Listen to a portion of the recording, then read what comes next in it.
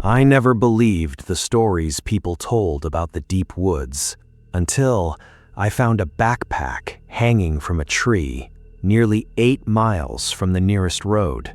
At first, I assumed someone had abandoned it. Then, I noticed something that made absolutely no sense. The backpack looked brand new. It wasn't dirty. It wasn't even wet. It looked like someone had hung there only minutes earlier. Then, I noticed the zippers. Every single one of them was slowly moving, as if someone had just closed them moments before. The strange part wasn't the backpack. It was the fact that for the last 3 hours, I was supposed to be completely alone. I've spent most of my adult life hiking, not because I'm some survival expert or adrenaline junkie. Honestly, I just like being away from people. A quiet trail has always helped me clear my head better than any vacation ever could. Last October, I decided to spend a long weekend exploring a section of Olympic National Forest in Washington that I'd never visited before. It wasn't one of the popular tourist trails. It was an older Forest Service route, known locally as Trail 47, branching off an abandoned logging road nearly an hour from the nearest town. The ranger station warned me that cell service disappeared after the first few miles. That wasn't unusual. I downloaded offline maps, packed extra food, emergency supplies, a satellite beacon, and my old green backpack that had been with me for years. The weather forecast called for light clouds and cool temperatures. Perfect hiking weather. By late morning, I'd already passed the last marked campsite. The forest changed after that. The trees grew taller. The sunlight barely reached the ground. Even the birds became noticeably quieter. Normally, I'd hear squirrels, woodpeckers, or at least wind moving through the branches. Instead, everything felt strangely still. I kept walking. Around noon, I reached a small wooden bridge crossing a narrow creek. Someone had recently carved initials on the railing. Fresh cuts. The wood underneath was still pale. I remember thinking it was odd. This trail barely saw visitors anymore. I crossed the bridge and continued uphill. About 30 minutes later, I noticed something lying beside the trail, a plastic water bottle. Still half full, cold. I picked it up. No dirt, no leaves, no signs that it had been there very long. Someone had to be nearby. I looked around. Nothing. No voices, no footsteps, no movement. Just trees stretching in every direction. I left the bottle where it was. People sometimes forget things while hiking. There wasn't much reason to think about it. Or so I told myself. A few minutes later, I noticed fresh mud smeared across the trunk of a cedar tree. At about shoulder height, it looked like someone had leaned against it recently. I paused for a second, then kept walking. The climb became steeper during the next hour. Eventually, I reached a small clearing overlooking the valley below. I stopped to eat lunch. That's when I noticed something strange. Across the valley, far beyond the trees, someone was standing near another ridgeline, too far away to recognize, but close enough to tell they were facing my direction, too still to ignore. At first, I assumed it was another hiker, maybe taking photographs, but while I sat there eating, the figure never moved. Not once. 5 minutes passed, then 10. Still nothing. Eventually, I packed my gear and continued north. By the time I looked back again, the ridgeline was empty. I laughed at myself. Maybe it had just been a dead tree. Distance plays tricks on your eyes. The trail narrowed as afternoon settled in. Branches hung lower. Roots twisted across the ground. Every few minutes, I caught myself glancing over my shoulder, not because I'd heard anything, because I couldn't shake the feeling that someone else was using the trail. Behind me, matching my pace, I stopped walking. The forest became completely silent. No footsteps, no breathing, nothing. After almost 30 seconds, I started moving again. About 20 minutes later, I heard it. One single footstep. Crunch. I spun around immediately. Nobody. The trail behind me stretched downhill between towering cedar trees. Empty. I waited. Nothing happened. Maybe a branch had fallen. Maybe a deer stepped on dead leaves. That explanation made sense, at least. It did until I reached my campsite. The clearing was exactly where the ranger had marked it on the map. Just enough flat ground for one tent, an old stone fire ring, a weathered log, and a rusted trail marker leaning against a tree. I dropped my green backpack beside the log and started setting up camp. The entire time, I couldn't shake the feeling that someone was watching me from the trees, not close enough to see, just present. I ignored it. The sun disappeared earlier than expected behind the thick canopy. By 6:30, the woods already felt like evening. I cooked a simple meal and sat beside the small fire. Everything looked normal again. The quiet finally felt peaceful until I noticed something across the clearing. The rusted trail marker was facing a different direction. I was sure it had been leaning toward the fire ring when I arrived. Now it pointed directly toward my tent. I stared at it for several seconds, then convinced myself I'd simply remembered it wrong. After all, I'd been hiking for nearly 9 hours. Fatigue makes people notice patterns that aren't really there. At least, that's what I believed, until I woke up a few hours later, because someone had just walked past my tent. The footsteps stopped directly beside my tent. Not in front, not behind, right next to where my head was resting. Every instinct told me to stay completely still. I reached for my phone out of habit. No signal, of course. The only light inside the tent came from my dim camping lantern. I switched it off. Darkness filled the tent. Then, another step. Slow, measured, almost deliberate. Crunch, crunch. Whoever was outside wasn't trying to hide. They wanted me to hear them. I checked the time on my watch. 2:14 a.m. The footsteps circled my tent once, then twice. Then everything became quiet again. I waited. 1 minute, 2, 5, nothing. Part of me wanted to unzip the tent immediately. Another part reminded me how incredibly stupid that would be. If someone was actually outside, opening the tent would only tell them exactly where I was. So I stayed where I was, listening. Almost 15 minutes passed before exhaustion finally caught up with me. Morning came with complete silence. The woods looked perfectly normal. Birds were singing again. Sunlight filtered through the trees. For a few seconds, I almost convinced myself the entire night had been my imagination. Then I stepped outside. Fresh boot prints surrounded the tent. Large, deep, far larger than mine. The edges were still sharp.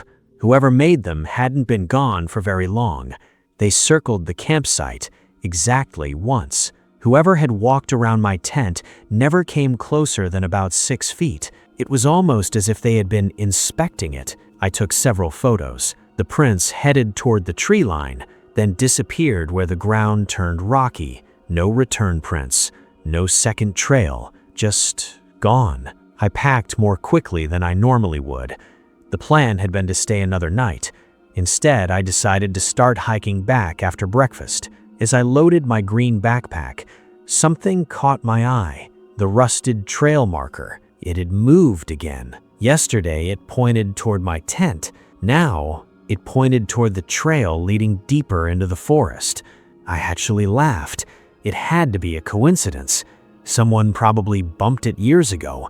Maybe I bumped it myself. Still, I didn't like it. I left. About 45 minutes into the hike, I realized I was no longer following my own footprints from the day before. That wasn't possible. The The trail was muddy from rain 2 days earlier.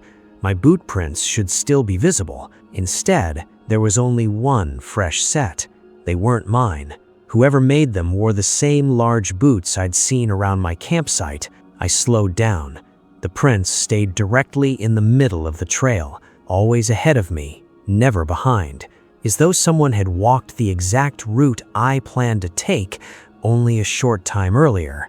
The logical explanation was obvious: another hiker, except I never caught up to them. Around noon, I reached the small wooden bridge again, the same bridge where I'd stopped yesterday. Something hung from one of the cedar branches nearby. At first, I thought it was someone's jacket. Then I got closer.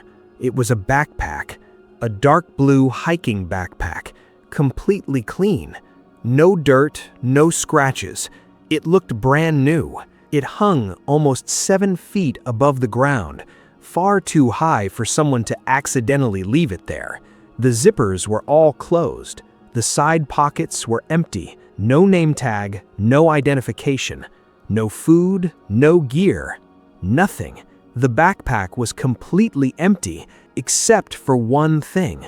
The inside smelled faintly of cigarette smoke, fresh enough that I noticed it immediately. I stood underneath it for almost a minute, trying to figure out why anyone would climb a tree just to leave an empty backpack behind. That's when I noticed something else.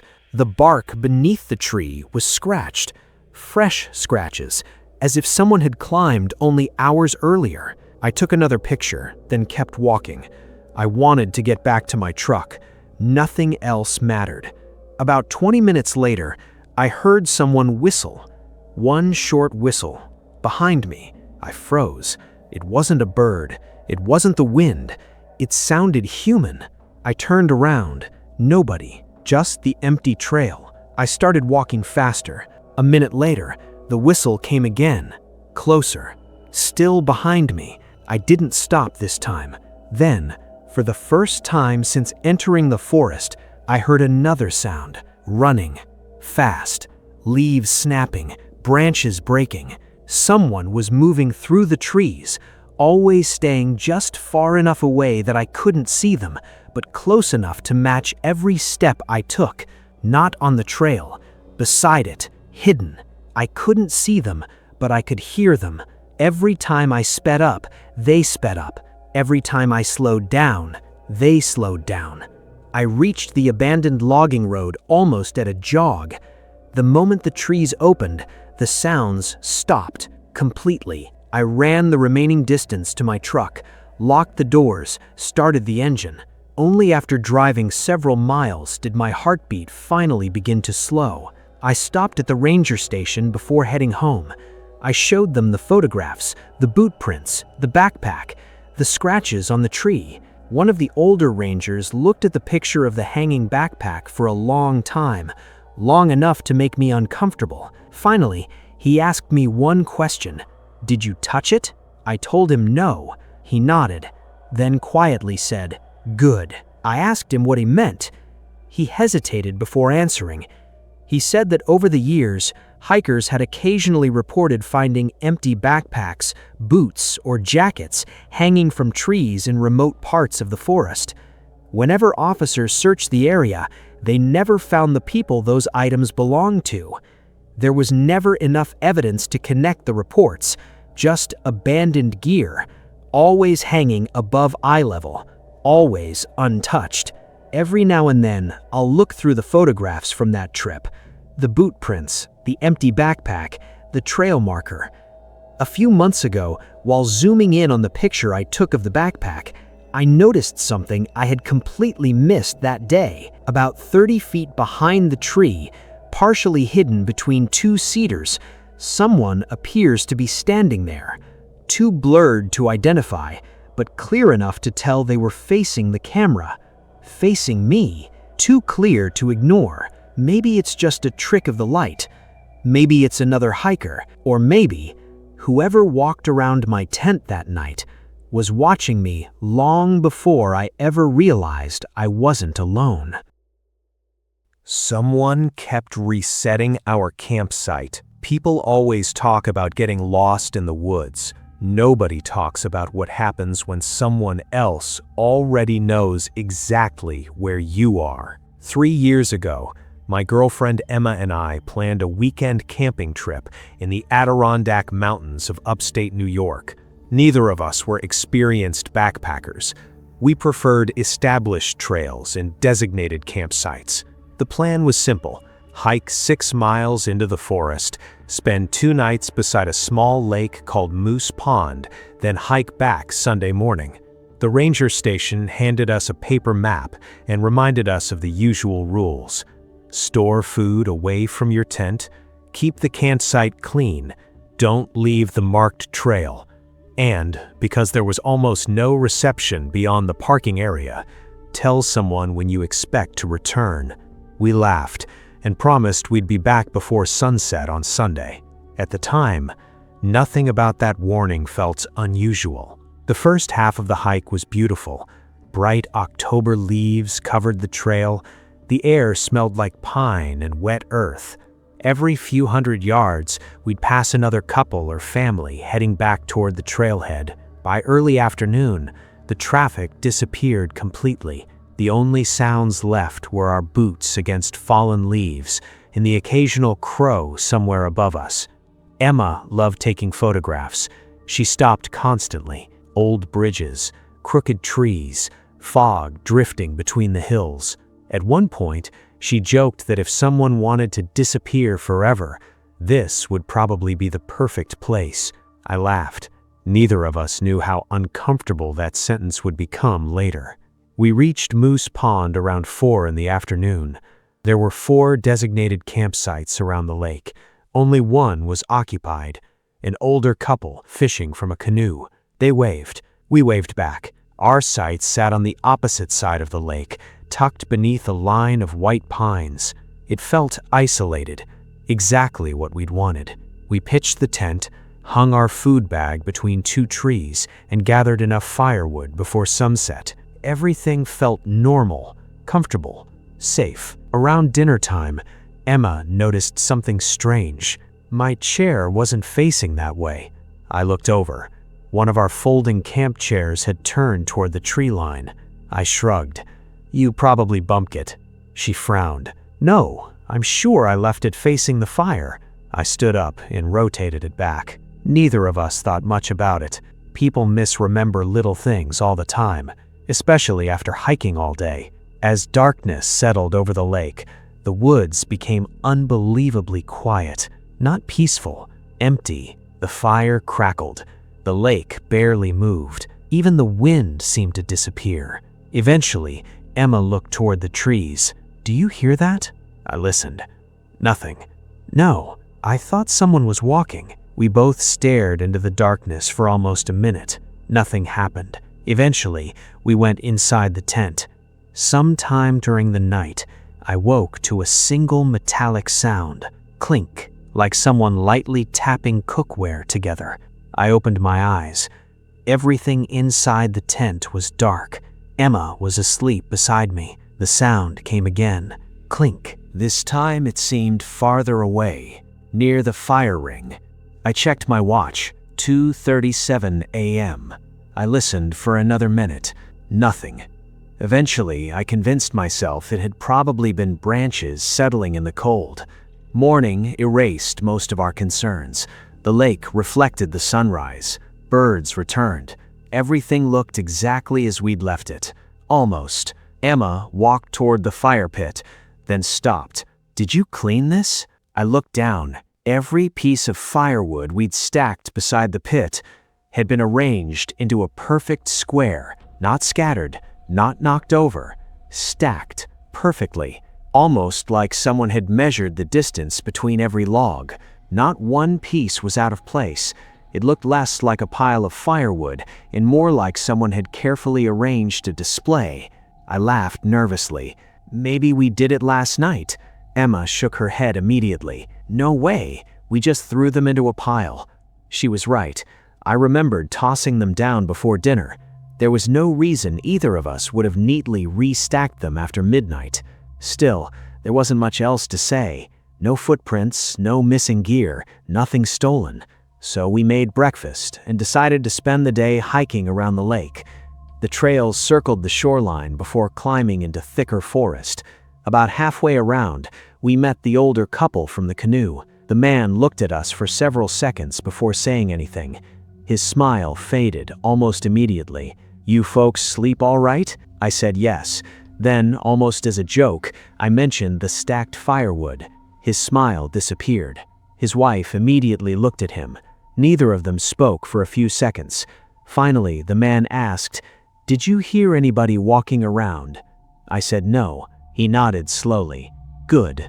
Then he changed the subject completely. He asked where we were from, how long we'd been hiking, whether we'd seen any deer. It felt deliberate, like he'd decided not to continue the conversation. Emma noticed it too. As we walked away, she quietly asked, "Why do you think he stopped talking?" I didn't have an answer. We returned to camp just before sunset. The first thing I noticed was our cooler. It wasn't where we'd left it. It had moved, only about 3 feet, but enough that both of us stopped walking. I looked at Emma. "You moved it?" She slowly shook her head. "No." The cooler now sat directly beside the chair, the same chair that had turned toward the woods the previous evening. I checked inside. Nothing was missing. Our food, drinks, ice packs, everything was exactly the same, except someone had closed the lid more carefully than we ever did, almost perfectly aligned. I felt genuinely uneasy for the first time, not because something had been stolen, because whoever had entered our campsite had taken the time to organize it. Nothing missing, nothing broken, just reset, like someone wanted us to know they'd been there. Emma quietly said something that still sticks with me.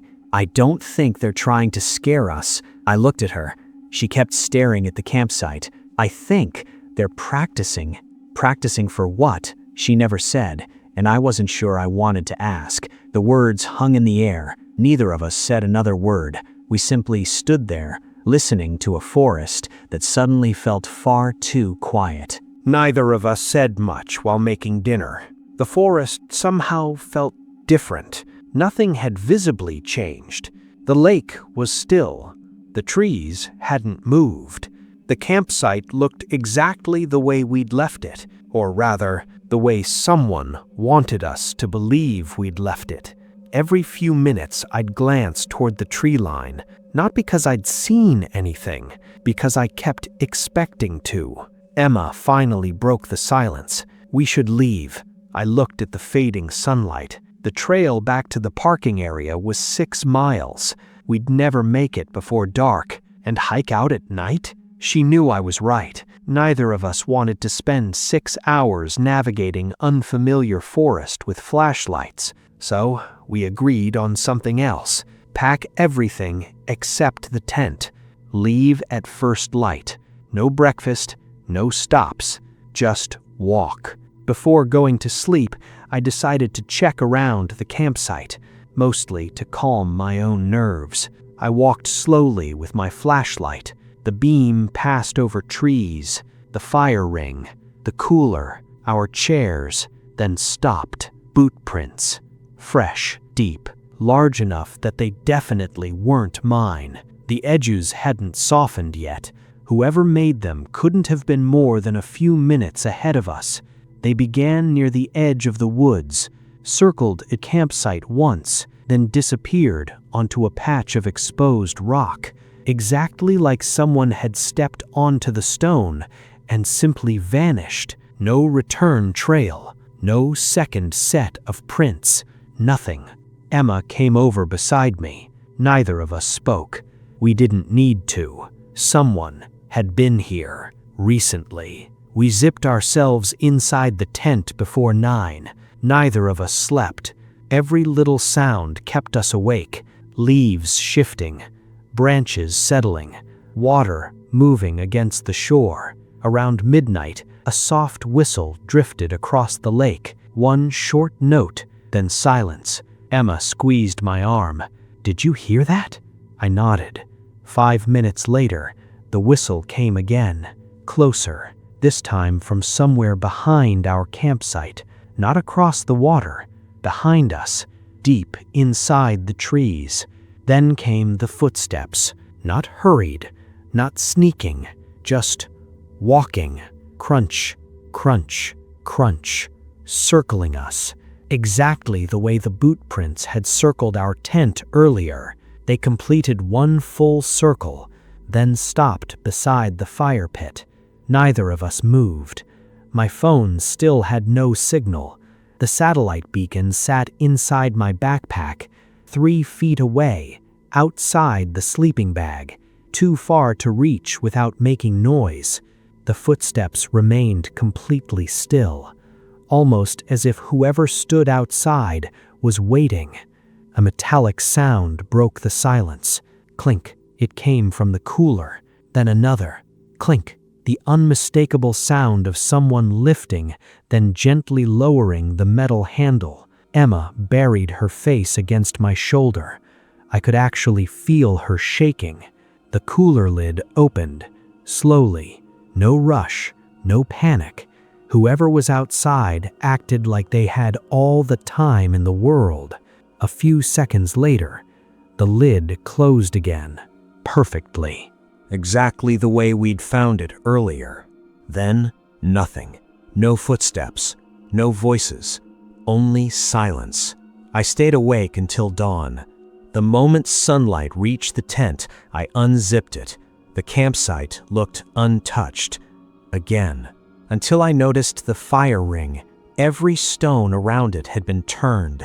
Yesterday, the blackened sides faced inward.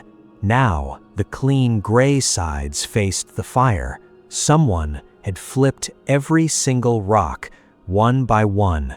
There were 12 of them. No reason, no purpose, just reset. We packed in less than 10 minutes. Neither of us cared about coffee or breakfast or photographs. We just wanted to leave. As we started hiking, Emma suddenly stopped. She pointed toward a pine tree beside the trail. About 8 feet above the ground, someone had tied a bright orange survey ribbon around one branch. Fresh. It hadn't been there yesterday. At least, we were both certain it hadn't. 100 yards later, another ribbon, then another, always on the side of the trail facing us, not marking the route, marking our direction. It felt less like someone had been finding the trail and more like someone had been tracking us. About an hour into the hike, we reached a narrow section where large boulders lined both sides of the trail. Emma suddenly grabbed my backpack. "Don't." I looked down. A pile of small rocks sat in the middle of the path, perfectly stacked. 5 stones, balanced, impossible to miss. I stepped around them, then noticed something else. Fresh mud on the top rock. Someone had touched it recently, very recently. We continued walking. Neither of us looked back. The parking lot finally came into view just after noon. Only 3 vehicles remained. Ours, the older couple's truck, and a Forest Service pickup. The older man stood beside the ranger, talking quietly. When he saw us, he walked over immediately. He looked at both of us for long seconds, then quietly asked, "You stayed another night?" I nodded. He slowly looked toward the lake. "I was hoping you wouldn't." Emma asked him what he meant. He took a long breath before answering. "There have been complaints around Moose Pond for years." He looked toward the forest before continuing. "Nobody's ever been attacked. Nothing ever gets stolen. But campsites," he paused, "keep changing." The ranger joined the conversation. He explained that every autumn they received scattered reports. Coolers moved, camp chairs turned, footprints appearing overnight. Nothing violent, nothing anyone could investigate. No fingerprints, no clear tracks. Just someone entering occupied campsites and leaving them cleaner than before. The reports never involved theft, only rearrangement. Officially, there was no crime. Unofficially, most rangers avoided camping near Moose Pond after October. Before leaving, I showed the ranger the photographs, the boot prints, the stacked firewood, the orange ribbons.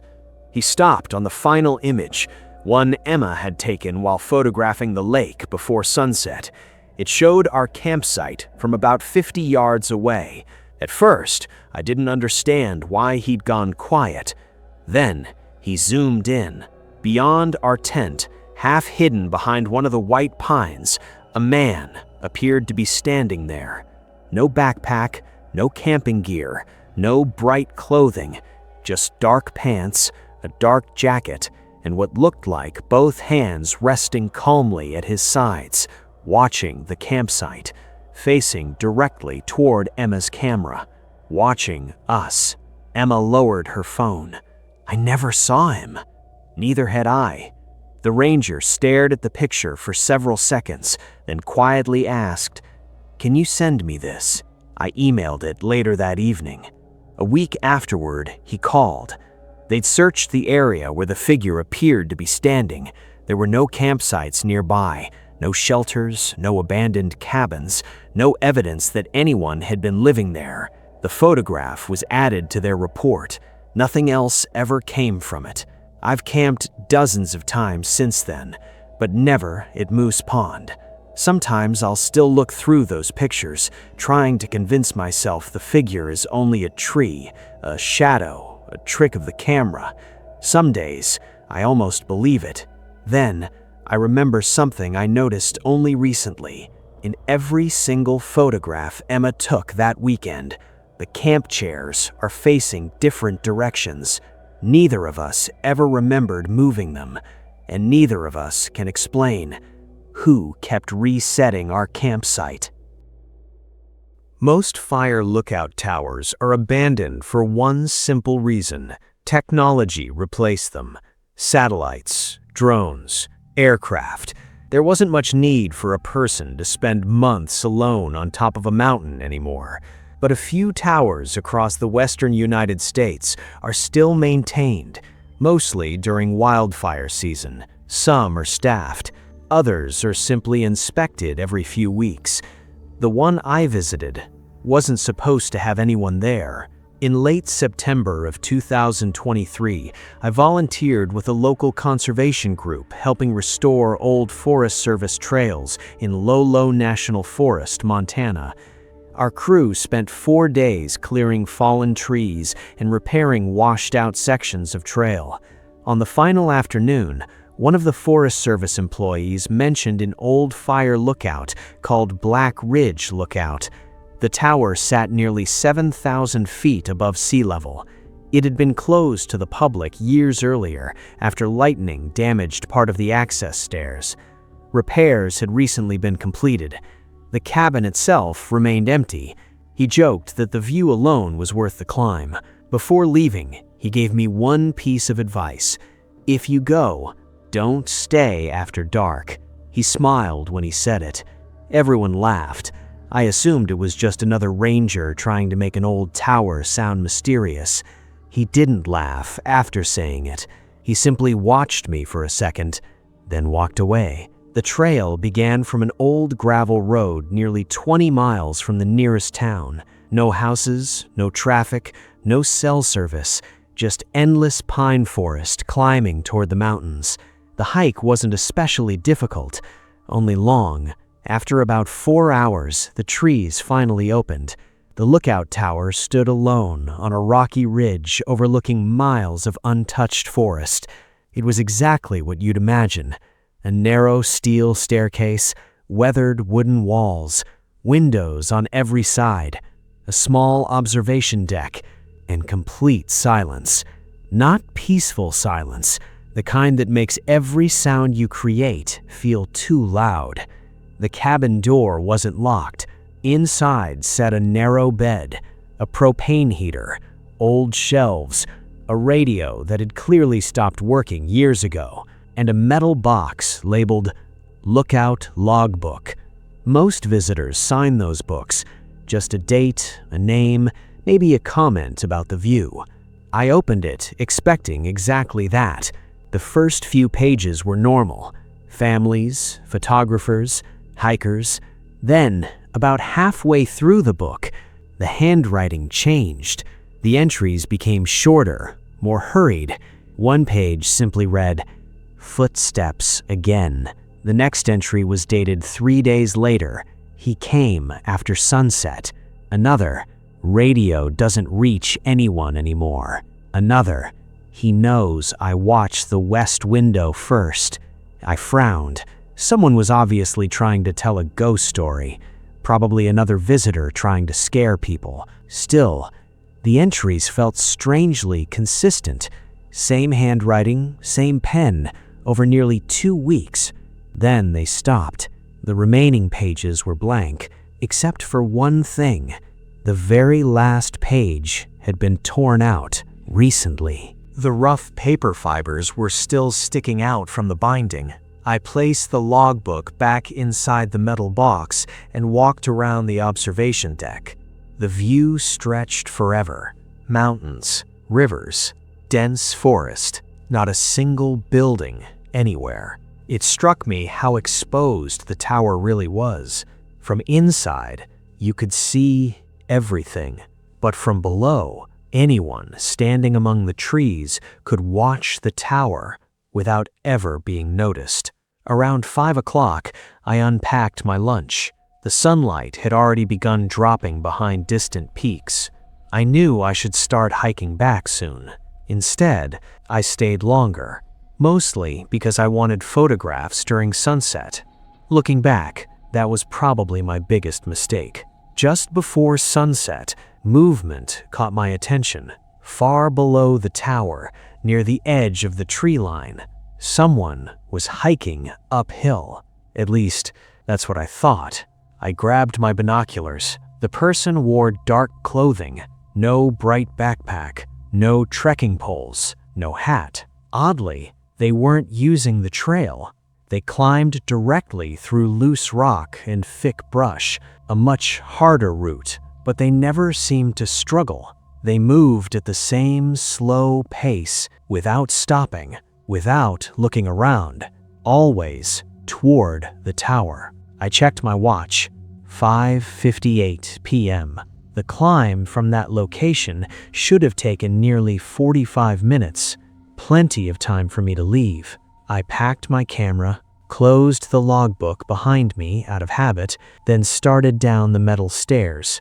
Halfway to the ground, I heard something above me. One soft knock, 3 taps. Knock, knock, knock. I looked back. The cabin windows reflected the orange evening sky. Nobody stood inside. I waited. Nothing.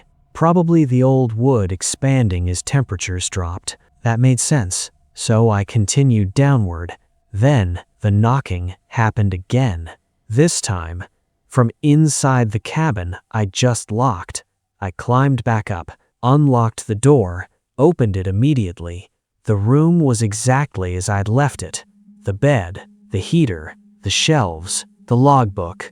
Nothing had moved. I checked every corner anyway. There wasn't enough space inside for anyone to hide. Feeling slightly embarrassed, I laughed to myself.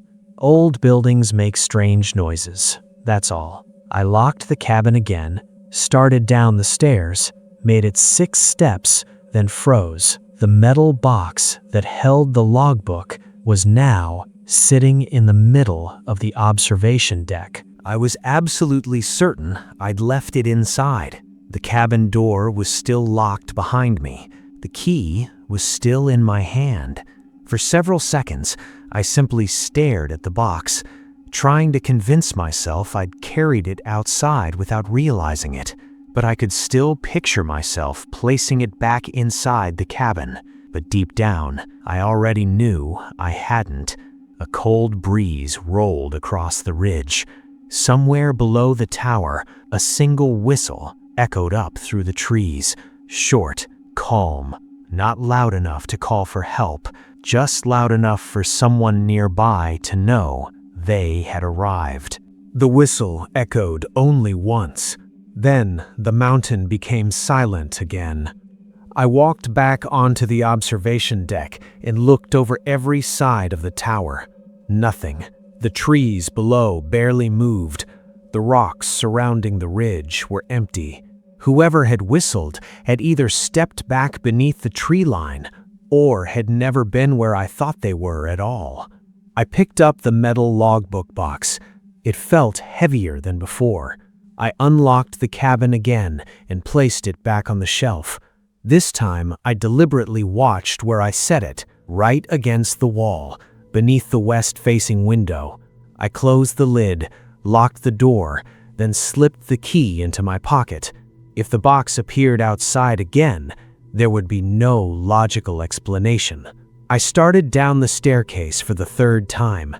The tower groaned softly beneath my boots. Wind moved through the steel supports. About halfway down, I looked back one last time. The cabin door remained shut. The windows reflected the darkening sky. Everything looked perfectly normal. Then, something moved inside. Not quickly, just enough to interrupt the reflection. Like someone had slowly stepped past one of the windows. I stopped. My first thought was simple. Someone had been inside the cabin the entire time, but that wasn't possible. I'd searched every corner. The room was barely larger than a bedroom. There was nowhere to hide. I climbed back to the top, unlocked the door again.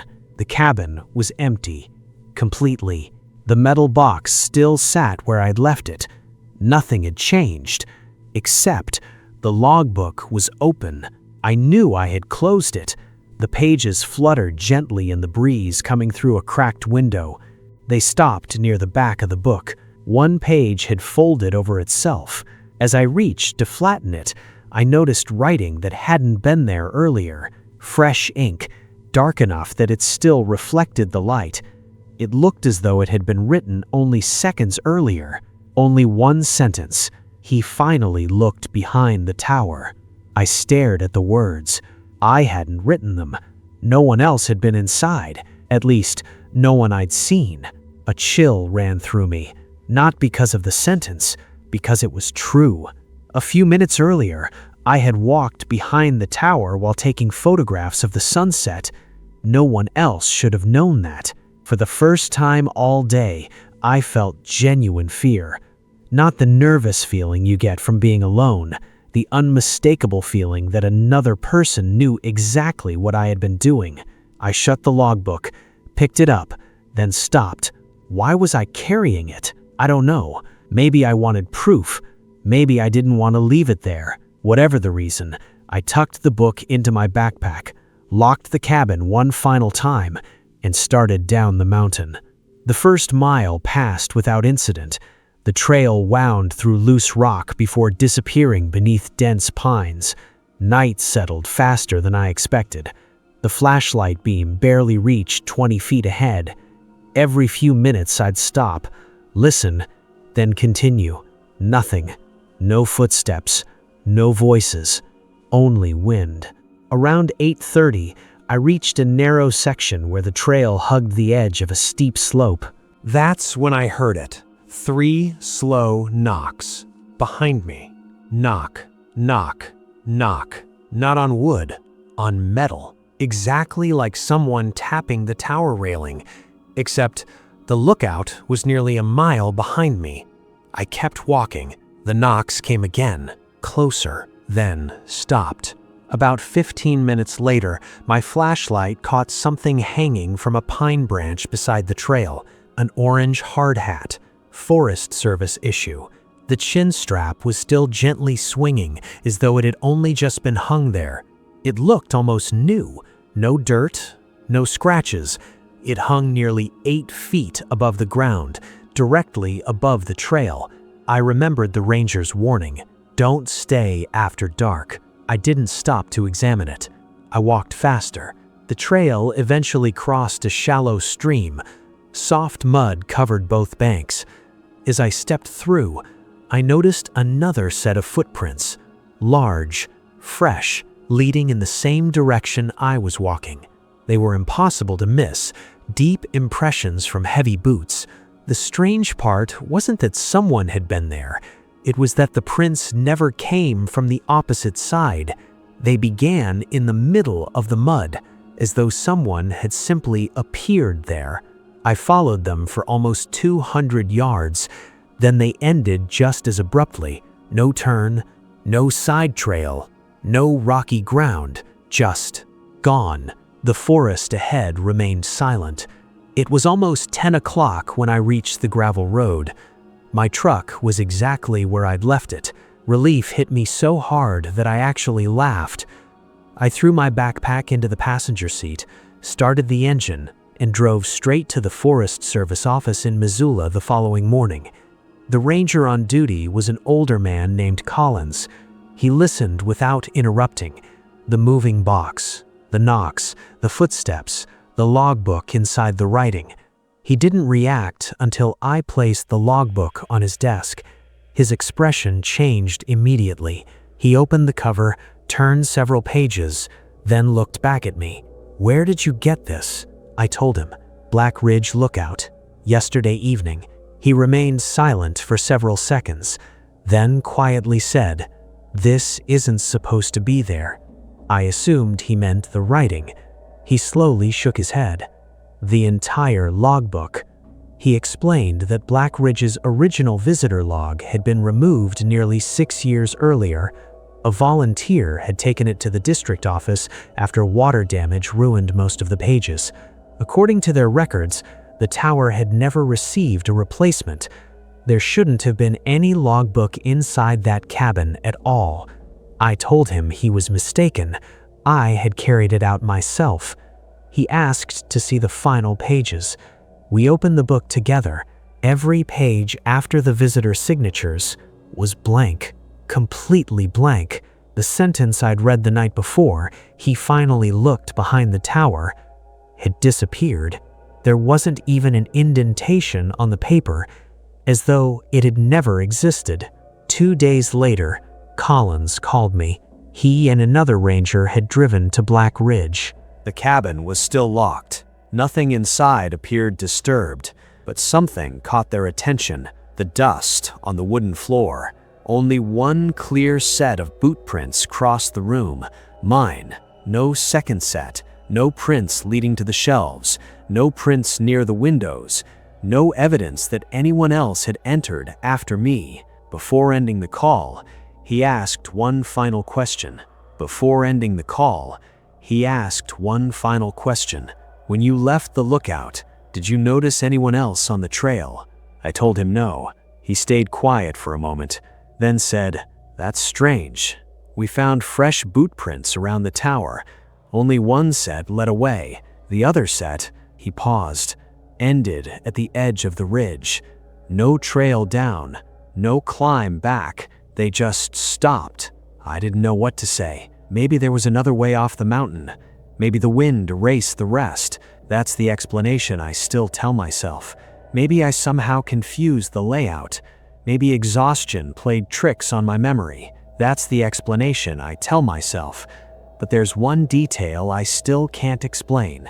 Every photograph I took inside Black Ridge Lookout contains the same faint figure reflected in the glass, too blurred to identify, but clear enough to tell someone was standing several feet behind me, watching the pages of a logbook that no one could explain.